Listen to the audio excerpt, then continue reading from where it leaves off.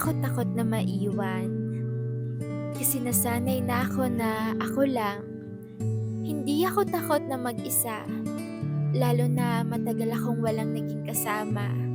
Kaya kung dadating man sa buhay ko na iiwan lang ako ng mga taong mahal ko, hindi big deal sa akin yon.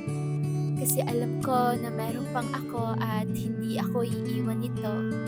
Kaya palagi kong sinasabi sa inyo na magtira kayo ng pagmamahal sa sarili nyo. Kasi di lahat ng tao ay kayang magstay sa buhay nyo. Yung iba ay dadating lang yan at papaasahin ka lang na yung sabi niya, magsistay siya. Pero sa huli ay iiwan ka lang pala.